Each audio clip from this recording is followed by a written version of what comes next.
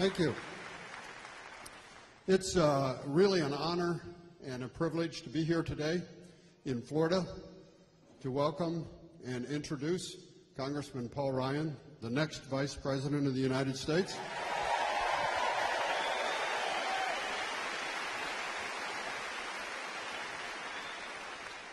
I'm a proud native New Mexican, but I'm glad to be here in Florida today.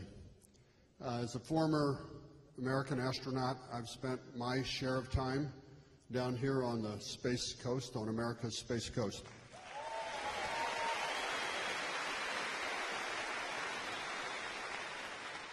And I know that Floridians, probably more so than most anybody else, understand the wistful feeling I had this last week as the Space Shuttle Endeavour took off on its last flight, its last journey, as it traveled from the Cape out to the California Science Center. It was a sad reminder that the shuttle era has come to an end. But more important, it was a sad reminder that we do not yet have the capability to return Americans to space on American spacecraft.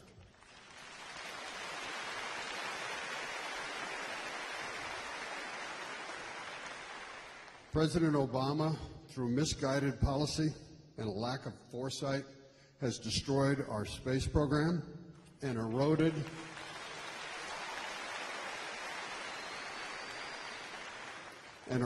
decades of American leadership in space exploration. That has killed jobs here in Florida and around the country.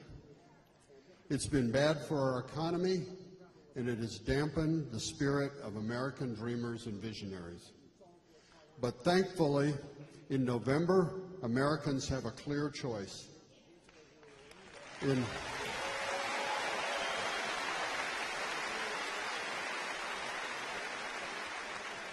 In Mitt Romney and Paul Ryan, we have an opportunity to restore American leadership in space.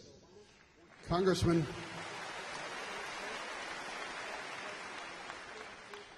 Ryan has a history of leadership. He is the chairman of the House Budget Committee, where he has led the effort to rein in federal spending and to increase accountability to taxpayers. He has led efforts to simplify the tax code, make health care more affordable and accessible, and to stand up to President Obama's job-killing policies.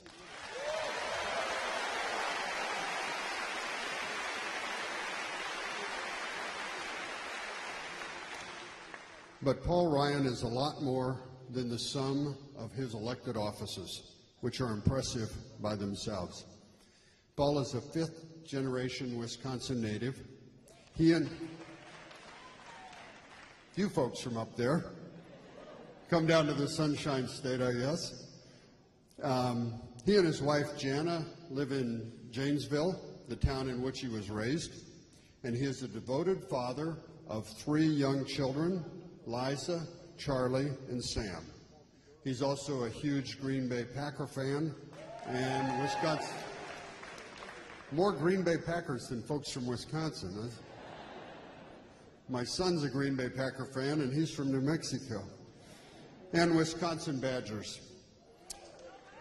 I'm supporting Mitt Romney and Paul Ryan because our country desperately needs their leadership.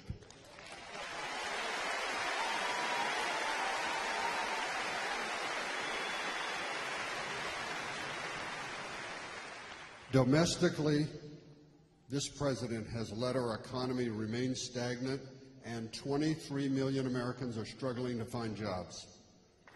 And abroad, we are failing to provide the global leadership that a strong America and strong American leaders always have. Sadly, when it comes to space exploration, we are falling behind. We need new leadership to put this country back on the right track. I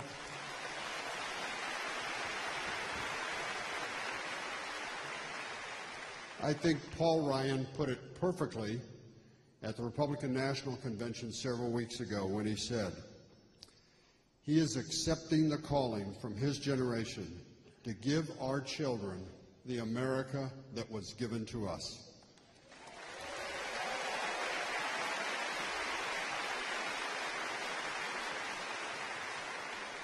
I couldn't agree more. That's exactly the type of leadership we need in Washington. Paul Ryan and Mitt Romney are truly America's comeback team, our greatest hope for putting America back on the track to greatness. Please help me in giving a warm Sunshine State welcome to Paul Ryan, the next Vice President of the United States.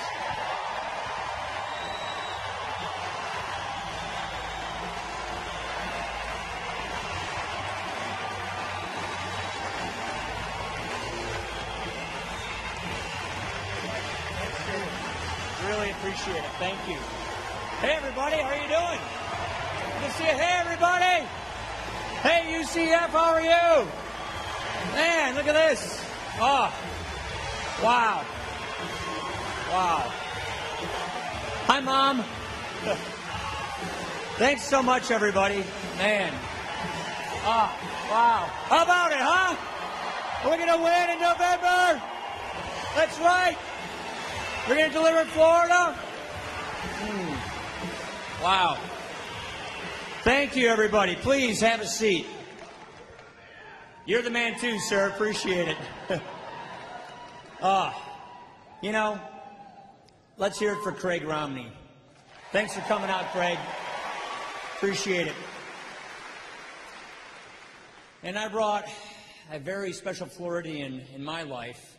My mom, Betty, is here with me today. She lives over on the Atlantic side, and my brother Tobin's with her as well. And how about retired Colonel Sid Gutierrez? Thank you. He is a national asset. And you know what? We're near the Space Coast. And we know that our space program is a strategic national asset to America.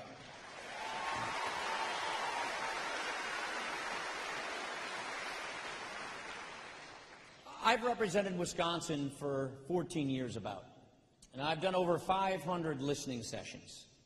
I've always believed that to be a true representative, to embrace the idea of representative government, you need to have conversations with the people you represent or the people you seek to represent. So I want to have a conversation with you today, a two-way conversation. A couple of things first, though.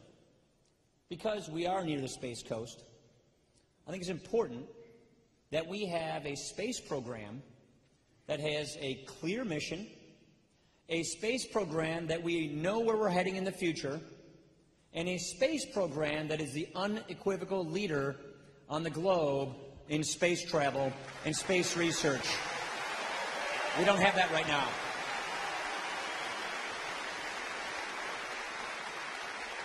Look at what we have gotten out of this. The space program strengthens the entrepreneurial spirit and commercial competitiveness. It launches new industries and new technologies. President Obama campaigned quite a bit around Florida, on the Space Coast in 2008, made lots of promises. This is one of those other broken promises. We have presided over a dismantling of the space program over the last 4 years. He has put the space program on a path where we are conceding our global position as the unequivocal leader in space. Today, if we want to send an astronaut to the space station, we have to pay the Russians to take them there. China may someday be looking down on us from the moon. That's unacceptable. Mitt Romney and I believe that America must lead in space. Mitt Romney and I believe we need a mission for NASA, a mission for space program, and we also believe that this is an integral part of our national security. We believe in peace through strength. We believe in being the undisputed, strong military. Now, that's one of the areas where the president has failed. Another area where he has failed, and this has cost us dearly, is in the economy. You see, We got hit hard.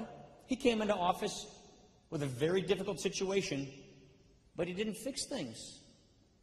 You can't argue we're better off than we were 4 years ago. Look at where we are right now. We're worse. This is the worst recovery since the Great Depression. In Florida alone, the unemployment rate is 8.8%. 1 out of 4 foreclosed homes in America are right here in Florida.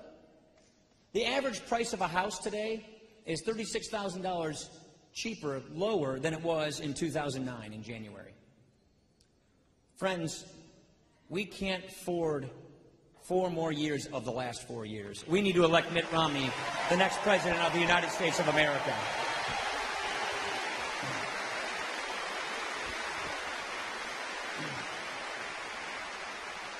Now, President Obama has failed to lead on space policy. He's failed to put in place the kinds of economic policies that create economic growth. I mean, remember the stimulus. If only we borrow $831 billion and spend it on all these different groups and all these different people and cronies and companies and special interest groups, unemployment will never get above 8% in America. Remember that promise? It's been above 8% for 43 months.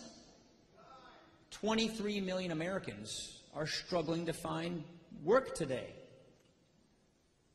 We have 15% of our fellow citizens living in poverty today. That's the highest rate in a generation. That's not working.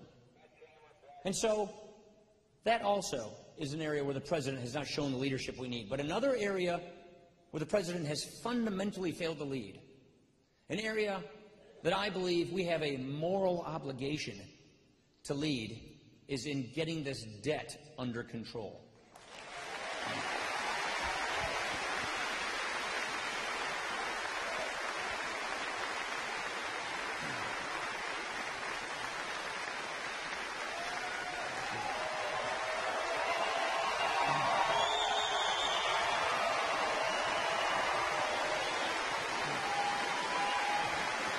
Thank you.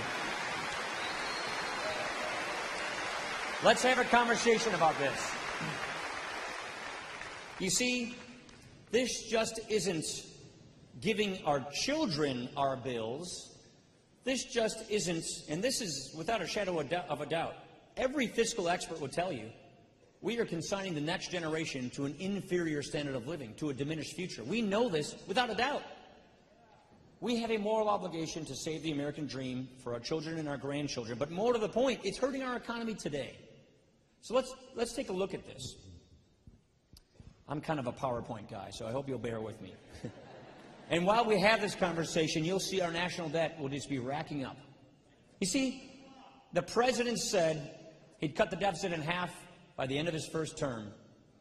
Nowhere close. He added $5 trillion to our debt. He said a $10.6 trillion debt when he was Senator Obama was unpatriotic. Now we have a $16 trillion debt. I wonder what you call that. Now, shovel ready. I've heard that one before. Now, we've had debt before, and governments can absorb some debt as long as it's not too big relative to your income. It's just like a mortgage. You buy enough house, but no more than what your income can carry, right? It's a pretty common concept. Well, we've done this in America. Take a look at our debt in the past. This shows you that our debt, back in World War II, it got as high as the entire American economy, meaning our debt went at about 100% of our gross domestic product. Now, you can have really high debt that high if you know it's temporary, if you know it's for a finite time, if you know after that you're going to get it paid off. And that's what we did. We borrowed a lot of money to win World War II. Those heroes who fought for us, we also had men and women working for this country, buying treasury bonds, unifying this country to win that war. But after World War II, we got our spending under control. We got our debt paid off. And so our debt has gone up and down, but we've kept it under those levels where our economy could afford to carry it. Here is what the Congressional Budget Office, the nonpartisan Congressional Budget Office, is telling us we are headed under the current path we are on. This is where our debt is going. This is the path we are on today. This is even worse than Europe. You see, we can't keep spending money we don't have. Today, our federal government, for every dollar it spends, it borrows 36 cents on that dollar.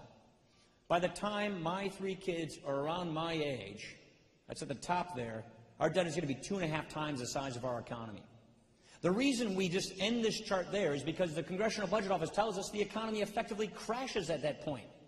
They really literally don't know how to measure the economy going on past those years because of the crushing burden of debt that is coming. This is the most predictable crisis we have ever had in this country. And more to the point, we know why it's happening, we know when it's happening, and we have a president who has literally not only done nothing to do it, but he's made it worse. We need a new president. We need a president who will take on this challenge, who will lead and do something about this. Mitt Romney, one of the reasons why Mitt Romney asked me to join him in this quest is because some of us have been fighting for this. Some of us have been saying we need an honest conversation in this country about why this is happening and what we need to do to prevent it from happening. People are ready to be talked to like adults in this country. They don't want to be pandered to like children. They want the answers and the solutions for how to make sure we don't do this to our children and our grandchildren and get this burden of debt off of our economy. Now, as I've mentioned, we've had debt before. You know, let's go to the next chart. Let's take a look at, I actually wanted to go to the other one. There we go. Who funds a reckless spending? Now, in the past, we used to sell bonds to each other. In World War II, remember, war bonds. Americans bought treasury bills to lend money to their government to fix a problem, like win a world war. So back in 1970, we had $283 billion of debt. 6% of that debt was owned by foreigners or foreign governments. Pretty reasonable, affordable. We owed it to ourselves. Well, 1990, our debt went up to $2.4 trillion. It's pretty big. 19% of our debt in 1990 was owned by foreign governments, by people overseas, meaning the rest of it owned by Americans. Americans buying treasury bills, pension funds and seniors living on fixed incomes. Look at where we are today. This is our public debt. This isn't even the full total debt. This is the amount of treasury bills our Treasury Department has to sell. Out in the open markets, 48% of our debt today is owned by foreign governments, by overseas. Number one is China. Here's the problem with this. We are now relying on other governments to basically cash flow our government. And when you rely on other countries to lend you their money to run your country, you lose your sovereignty, you lose control, you lose your independence. We have to get this under control because this is harming our nation's sovereignty.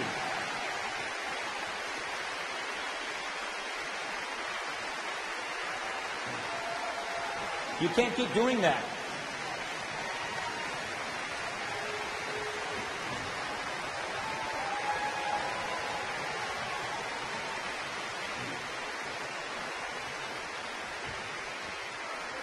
Now,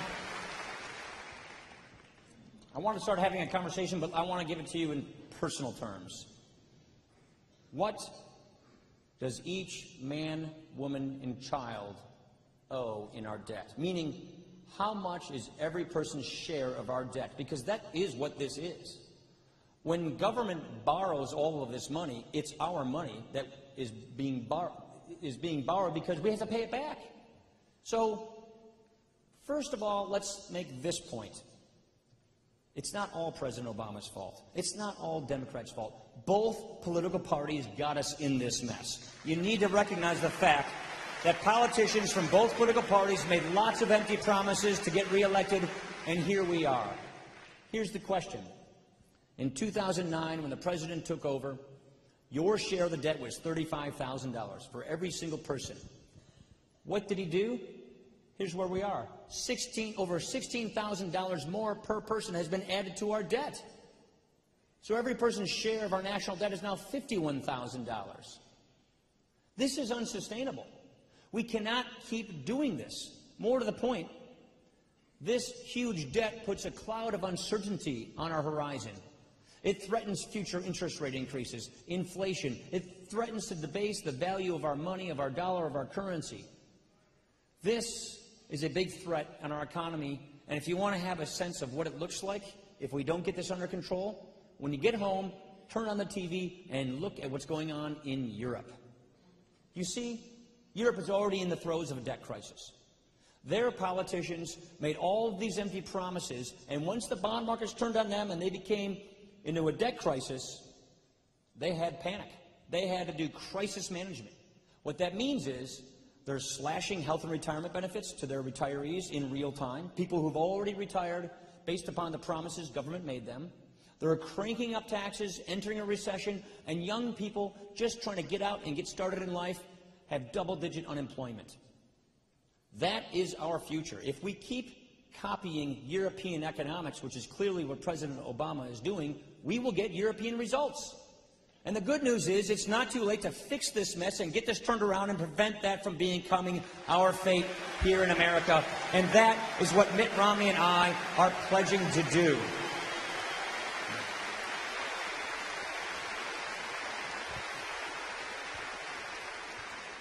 That is the Romney plan for a stronger middle class. That is the core tenet of what we're offering. Specific solutions, specific ideas, how to deal with the drivers of our debt, how to cut spending, how to reform our entitlement programs so we can still keep the promise to our seniors who've organized their lives around these promises, just like my mom, and make sure we do this in a way that grows our economy. Get people back to work. Get people back in jobs where they have job security and higher take-home pay and the chance of advancement. Get this economy growing. Stop spending money we don't have. Get government to live within its means. And get this debt down and get this debt paid off so that we give our children a debt-free nation. That is our mission. That is our plan. That is what we're doing. And that's the kind of leadership that we need in this country before this gets out of our control. The next 4 years are going to make the difference. The next 4 years will determine whether we go down this European path or we get the American idea revived again for our country, whether we get our children a debt-free nation and get this economy growing.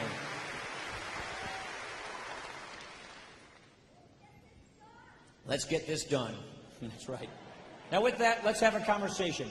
Why don't we have a conversation? And let me just see a show of hands, and what I'll do is I'll just rotate all the way around the room, and we got people with microphones, so raise your hand, and I'll call on you, and I'll just bring it around. So how about this gentleman over here first?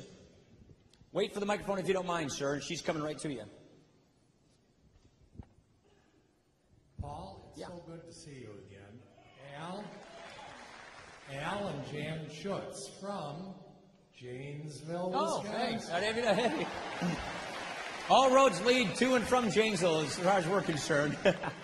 And I want all the people here to know that we worked on 2 of your campaigns. Now, there were so many volunteers, I know you don't remember. He is not a plant, everybody, okay? I just want you to know that.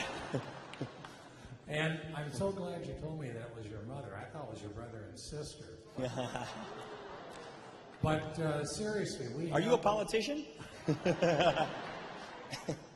Seriously, we have 3 sons, 2 of which have their own businesses. And 2 of them with the businesses are really hurting. And primarily because of the uncertainty of what's coming out of Washington and all of these new rules and regulations. It's been a terrible time for them. Thanks for all your work, Paul. You bet. Oh, excuse me, one more thing. There's only one thing that we minorly disagree on. What's that? Our boys are all Parker High School graduates. That's the rival across town. Tobin and I went to Craig High School, which is our big bitter rival, but since I represent both Parker and Craig students, I'm neutral on some occasions.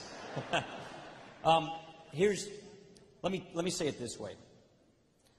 Wherever I go, I talk to men and women who own small businesses. Let's never forget that about 65% of our new jobs in America come from small businesses. Most of our jobs in this country don't come from the Fortune 500 companies. They come from small businesses. That's the engine of economic growth. That's where people get careers. The central plank in the Romney plan for a stronger middle class is to champion small businesses. Now, what are they getting? You have to remember, President Obama controlled all of government his first 2 years. You guys ever heard of Nancy Pelosi and Harry Reid? Okay, I guess that's I'll take that as a yes. They controlled all of government. So they got virtually everything they wanted passed. See, the problem is the Obama economic agenda didn't fail because it was stopped. It's failing because it was passed. And what he passed over and over were job-killing bills. So now, in the second 2 years of his administration, after passing a government takeover of health care, effectively a government takeover of our financial services industry, which makes the big banks bigger and the small banks fewer, he's re-regulating energy so that we cannot get domestic energy. What he's doing is he's doing regulation after regulation that small businessmen and women, they can't keep their heads on straight. They don't know what's coming. It is a huge hidden cost. But more to the point, where we live in Wisconsin, overseas, which means Lake Superior if you live in Wisconsin, we have countries that are competing with us that are lowering their tax rates on their businesses, and we're going in the other direction. Canada lowered their tax rate to all of their businesses to 15% last January, and President Obama has passed into law, is guaranteeing and promising that if he's reelected, the top tax rate on our successful small businesses will go above 40% this coming January. That tax increase only pays for about 8% of his proposed deficit spending increases. And so this idea that we need to take more from small businesses, regulate them more with crushing regulations, Washington knows best, picking winners and losers, and borrowing and spending, if that worked, we'd be entering a golden age along with Greece. It's not working. We need to replace that with pro-growth policies. We've got energy in this country. Let's use that energy in this country. Let's do Keystone Pipeline. Let's do oil and gas. That creates jobs. Let's have an education reform so everybody can get a quality education and people in between careers can get the skills they need. Let's make more things, grow more things, and sell them overseas by opening up markets. Let's cut spending, get this debt under control, and let's champion small businesses. That's the 5-point plan. I give you the fastest rendition of it because I want to get to other questions, but you cannot get us back to prosperity, more jobs, higher take-home pay, if you don't unleash the creativity of small businesses so people can create and join small businesses. How about the lady right here? Oh. Yeah, just wait for a microphone, otherwise, because nobody will be able to hear you. All right, I bring you greetings from Good Shepherd Catholic Church Oh. in Tallahassee, Florida. Great. My question to you, are you going to go after the 19 million Catholics that voted for Obama in 2008? Go after their vote, of course. And more specifically, are you going to ask Joe Biden during the debates if he can reconcile his Democratic platform with his faith? Yeah. I'll keep that in mind. I hope you do. So, full disclosure, I'm a practicing Catholic myself, and I don't want to go into a theological discussion, but how we view things, and it's not just exclusive to the Catholic Church. We believe in what we call civil society. We believe that there are important mediating institutions that stand between the individual and their government. That's our churches, that's our charities, that's our community organizations, our civic organizations, that's our community. And we believe in the power of helping individuals living in solidarity with each other in our communities. And we also believe that government that's closest to the governed governs best. We don't believe in what Pope John Paul called a social assistance state or a social welfare state. We think the individual is the nucleus of our society and our economy, the individual dignity of the human person. Now, where we are very concerned, not only as Catholics, but anybody, is this assault on religious liberty from the Obama administration. that. You don't have to be a Catholic to be upset about this one. That's an assault on every person of faith. This is government going beyond its boundaries.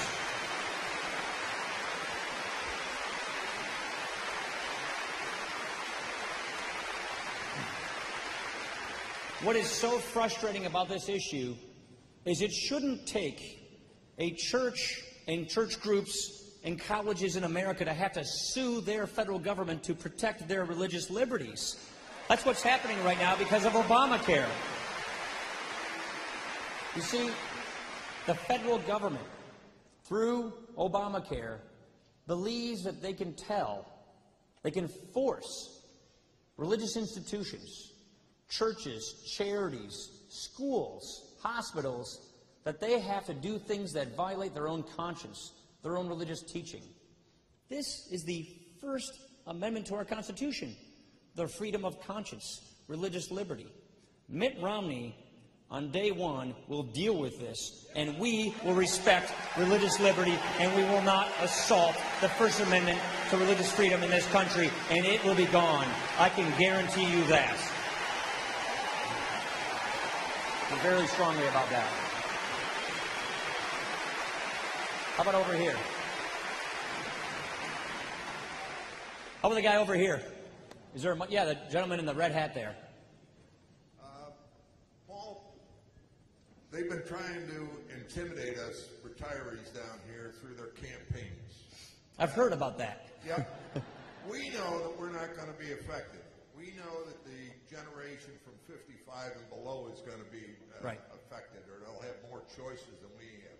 We need to get that message out loud and clear that those over 55 are not going to be affected.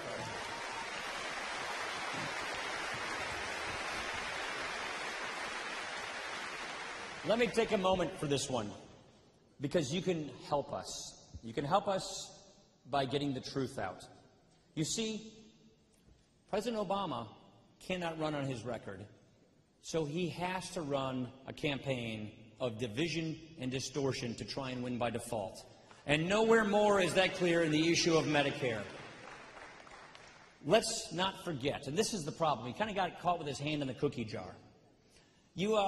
How many times have you said to the TV screen, to your member of Congress, stop raiding the Social Security Trust Fund, my FICA taxes go to Social Security, keep it there? Guess what? Our FICA taxes, our payroll taxes, look at your pay stub next time, the line that says payroll taxes, FICA. That's supposed to go to two programs, Social Security and Medicare. Now, because of Obamacare, it's being rated to also pay for Obamacare. So, here are the facts. President Obama, in passing Obamacare, took $716 billion from Medicare to pay for Obamacare. And according to Medicare, this will result in 43% of seniors who have Medicare Advantage to lose that coverage. Okay, what is that? Medicare Advantage is a program. You might know it as Humana Gold or Medicare Choice. This is a program that about 32% of Florida seniors enjoy today, and about 43% of them are supposed to lose it because of Obamacare. Obamacare, with these cuts, means about 1 in 6 nursing homes and hospitals go out of business. More on top of that, the president in Obamacare puts this new board of 15 bureaucrats in charge of cutting Medicare each and every year, and there's not a whole lot your member of Congress can do about it. He's empowering this board to put these cuts into place, which will clearly lead to denied care for current seniors, all for Obamacare. I got to tell you what, if you want to save and preserve Medicare, if you want to make sure that this program is there for people who moved to Florida or lived in Florida and organized their retirements around this promise, then you need to repeal Obamacare. Obamacare is the biggest threat to Medicare.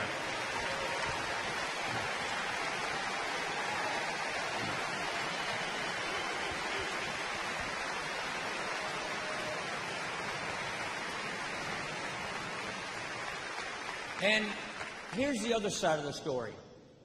Mitt Romney and I have looked at the issue, worked with Democrats, come up with the best ideas from both parties for a plan to save Medicare.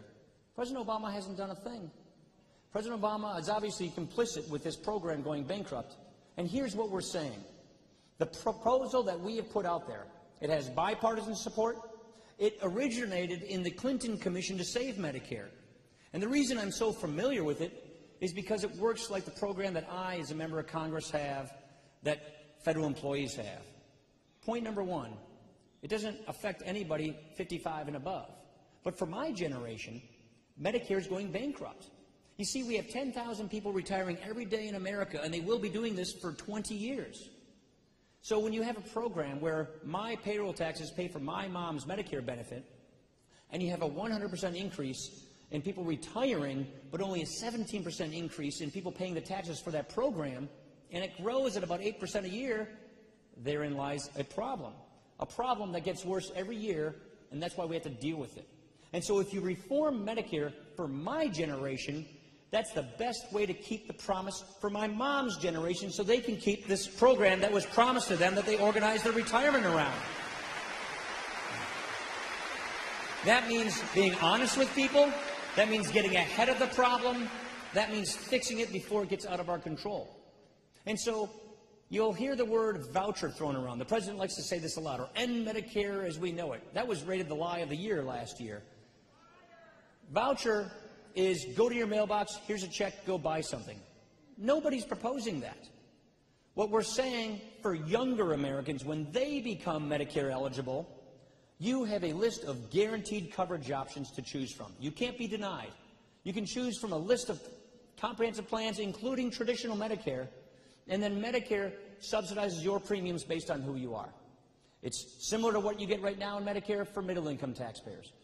Total out-of-pocket coverage for low-income taxpayers and people who are sick, and not as much coverage for wealthy people because they can afford more of their premiums.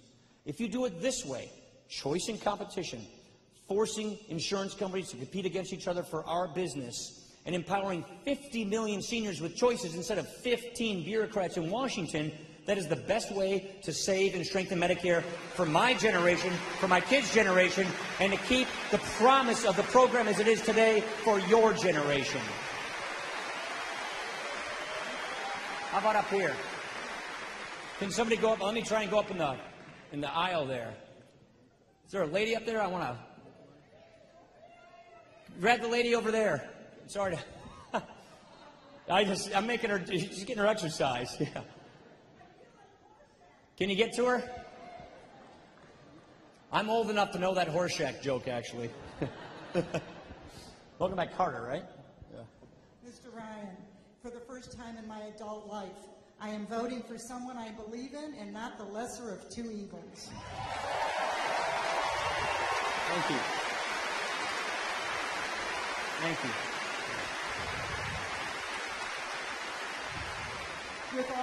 With all that went on last week and how heartbroken we all are over the outcomes of 9/11, certainly we're also heartbroken by the way our White House responded. My bigger question is, when will the Republican Party learn to act with one voice? When will the Republicans come together and act as strongly and not criticize but support their candidate, the person that they say they believe in? You're preaching to the choir here. How is it that we can better get our message out? How can we support you? Well, we believe in freedom of speech in the Republican Party and political freedom. But to your earlier point, what Mitt Romney and I are trying to do, what we are offering, is we want you to decide what your country is going to be. This is my 8th election. I've always seen this as a covenant with the people that you're asking to vote for you. And the way we should do this always is say, here's who I am, this is what we believe in, this is what we will do, these are our principles, this is our plan, and if you elect us, we'll do this, and then hold us accountable. You know what? That's what we did in Wisconsin, even though they tried to recall our governor. We want people of conviction. What Mitt Romney is offering you is very specific ideas, big ideas for big problems. We're telling you these are our principles, This is our solution. Go look at our 5-point plan for a stronger middle class. Go look at our budget solutions to get the budget balanced, to get this debt under control, to save and strengthen Medicare and Social Security. How do we fix national defense? How do we have an energy and an education policy? How do we increase trade so we can hold cheaters accountable and sell more products overseas? There will always be critics. There are always people who have other ideas on how to best to achieve things. But guess what? I have rarely seen a moment where the man and the moment have met so well. Mitt Romney was made for this moment. No matter how much they try to tear him down, no matter all these negative ads, this is a man of achievement, of integrity, of value, who knows how to fix these problems and turn it around. After getting the runaround for 4 years, America needs a turnaround, and the perfect man for that job is Mitt Romney.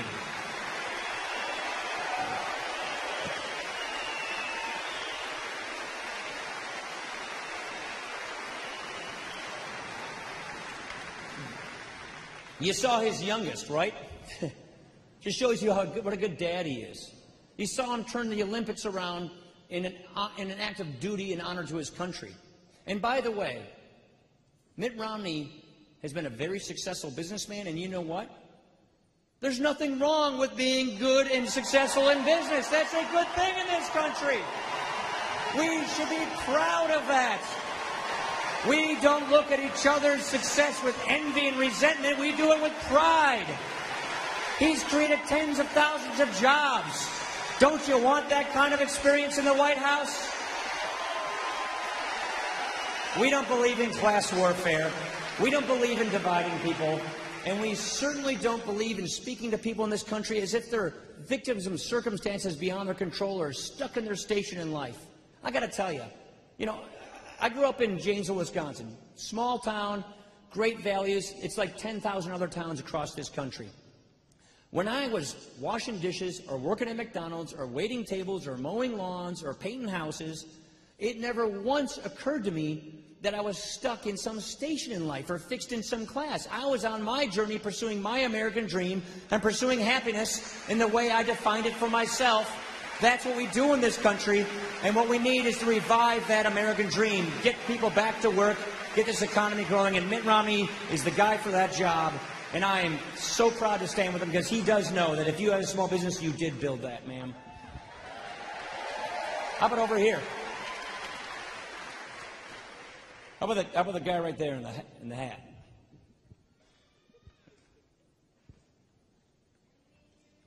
Thanks, ma'am.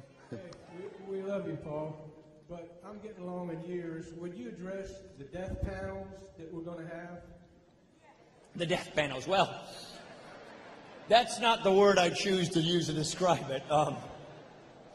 It's actually called, so in Medicare, what I referred to this board of 15 bureaucrats, it's called the Independent Payment Advisory Board. It sounds fairly innocuous. Here's how it works. I've been on Medicare's Oversight Committee for 12 years, working on this law, trying to fix how Medicare works.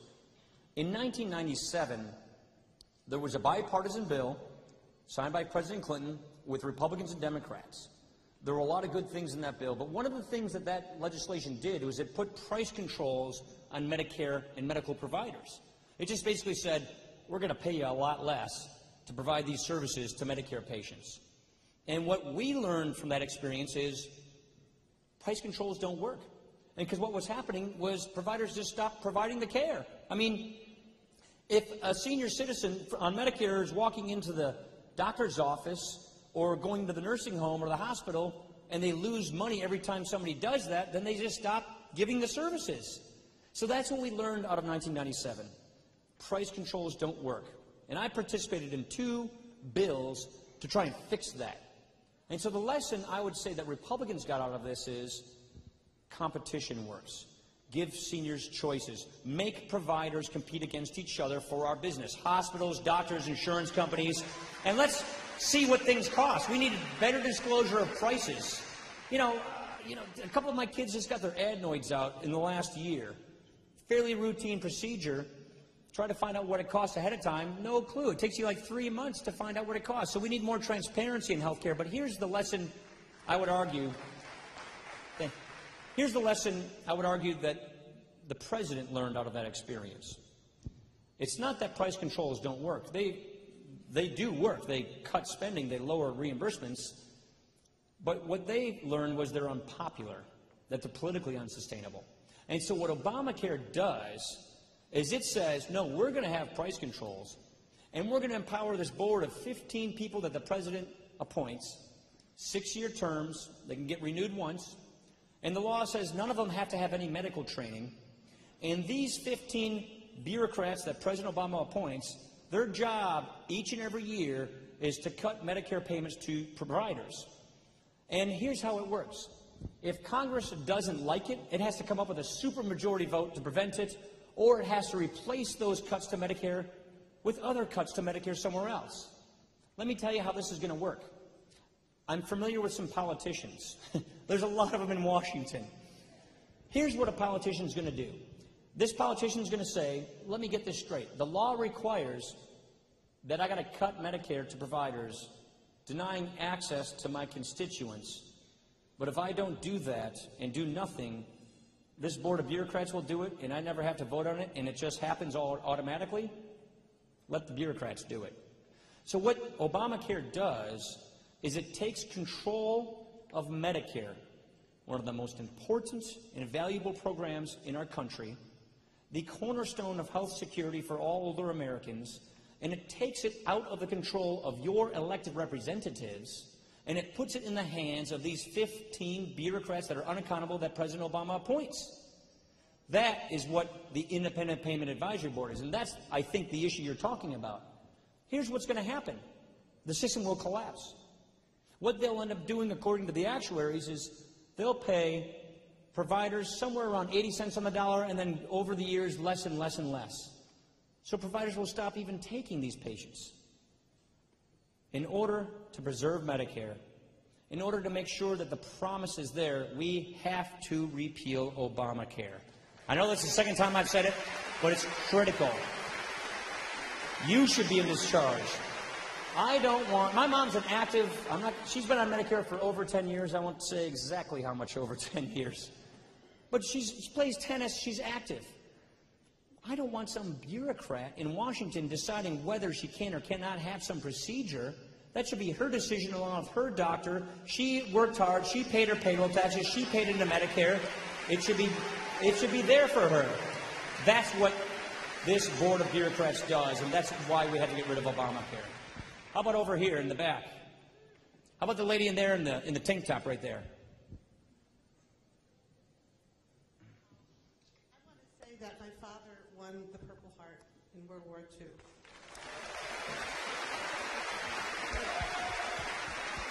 And I know that as Americans, we've all watched in horror what's happening in the Middle East when we've seen our ambassador dragged through the streets of Libya. And this president's yet to tell us what he's going to do about it. And I'd like to know I would like to beg you and Mr. Romney to please stop the dismantling of our military that this president is wanting to do.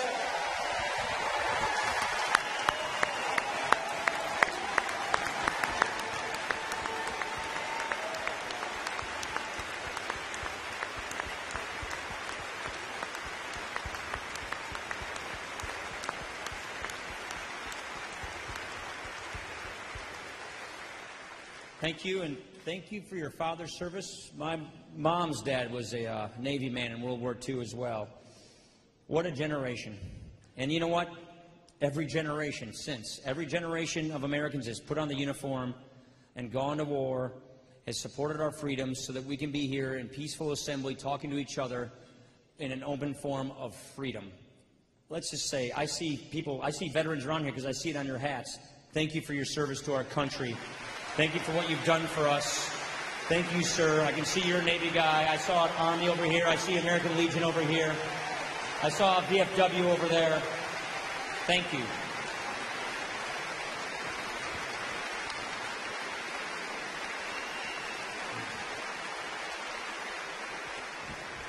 This is the point I was making on the space program, because I see that as an important part of national security.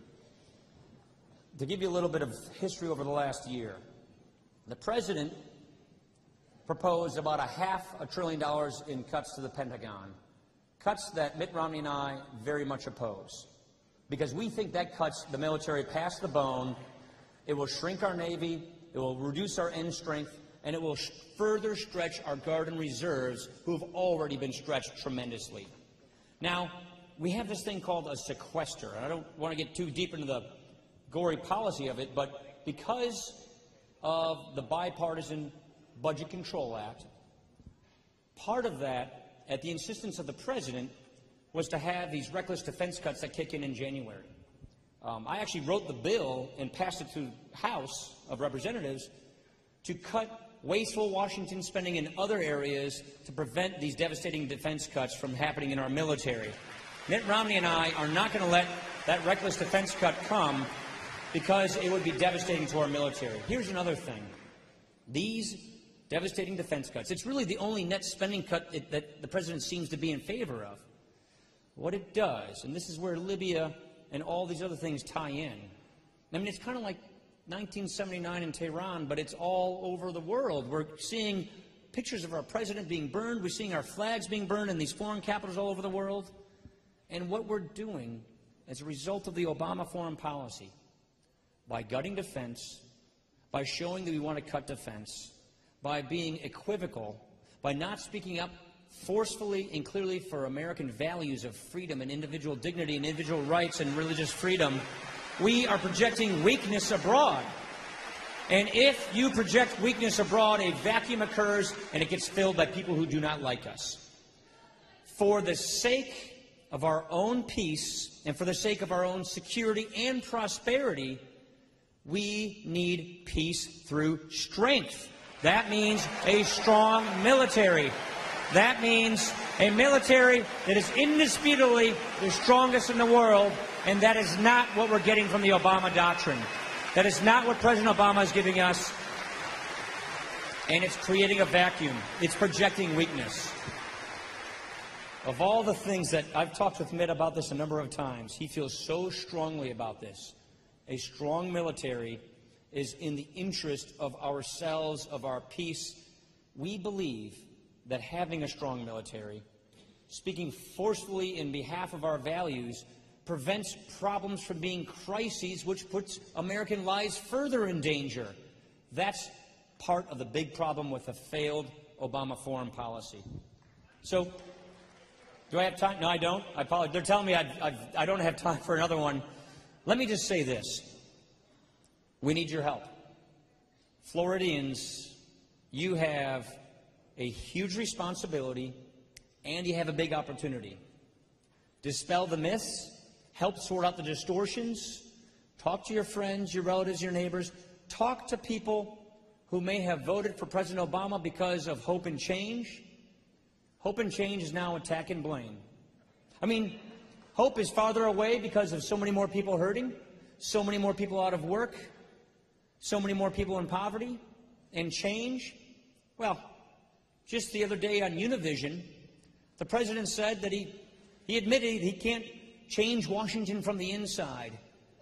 Why do we send presidents to Washington in the first place? Don't we send presidents in Washington to change Washington, to fix the mess in Washington? If President Obama admits that he cannot change Washington, then we need to change presidents, and we need to elect Mitt Romney, the next president of the United States. Thank you so much for coming out, everybody. Thank you so much. God bless you, and we need your help. Thank you.